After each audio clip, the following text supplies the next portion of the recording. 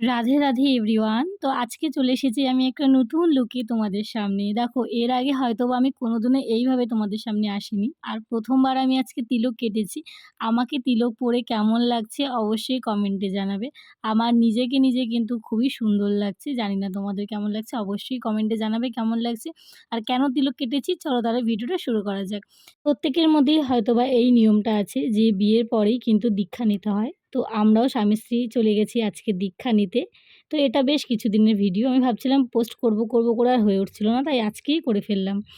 তো আমরা দুজন চলে গেছি দীক্ষা নিতে। যে গুরুদেবের কাছে আমরা দীক্ষা নেব উনি বৃন্দাবন থেকে এসেছে। তো সবসময় তো বৃন্দাবনের গুরুদেবরা আমাদের এখানে আসে না। তো যখন তারা আসে তখনই একটা সুযোগ থাকে আমাদের এইসব জিনিসের জন্য। তো আমরা এই ভালো সুযোগটাকে হাতছাড়া করতে চাইনি।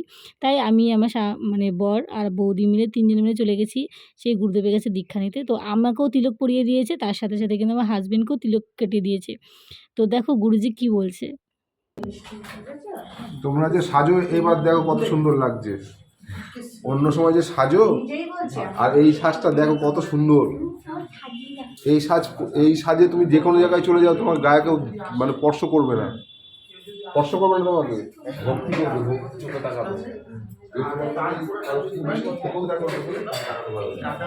আছে, ভক্তিকে প্রণাম করছি।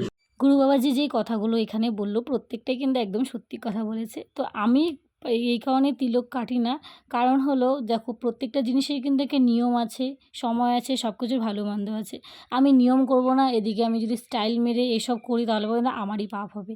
তো যেদিন আমি নিয়ম করে করতে পারবো সেদিন অবশ্যই করার চেষ্টা করব। তো এখানে আমাদের গুরুদেবকে এখন পুজো করা হচ্ছে। তো যার বাড়ি সে আগে করছে তারপরে কিন্তু আমরা একে সবাই মিলে উনাকে পুজো করে নেব। কারণ এটাই হলো মেন নিয়ম। হরে হরে নামের উপরে হরে রাম হরে রাম রাম রাম হরে হরে হরে কৃষ্ণ কৃষ্ণ কৃষ্ণ হরে হরে হরে রাম রাম রাম হরে হরে। এক করে কিন্তু আমরা সবাই মিলে পুজো করে নিয়েছি। তারপরে কিন্তু মানে প্রণাম করে আশীর্বাদ নিয়ে সমস্ত কিছু করা হয়ে গেছে। এখন আমরা এখানে দাঁড়িয়ে আছি কারণ উনি কিছু কথা বলছিল, ওই কথাগুলো আমরা মন দিয়ে শুনলাম। আমাদের অনেক নিয়ম বলল যে নিয়মগুলো আমাদের পালন করতে হবে। তো যাই হোক এখন হলো আমরা কিন্তু প্রসাদ গ্রহণ করব। তো তার জন্যই আমাদের সবাইকে বসতে বলছি। কারণ সারাদিন আমরা উপোস আছি সকাল থেকে। এখন কিন্তু প্রায় মানে অনেকটা বেলা হয়ে গেছে।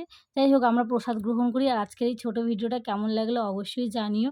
আর কারা দীক্ষা নিয়েছে অবশ্যই কমেন্টে জানাবে। আর কি নিয়ম আছে সেটাও যদি পারো জানিয়ে দিও। আমাদেরও কিন্তু অনেক ধরনের নিয়ম দিয়েছে যেটা আমি তোমাদের নেক্সট ভিডিওতে বলব। তো আজকের মতন এখানেই টাটা।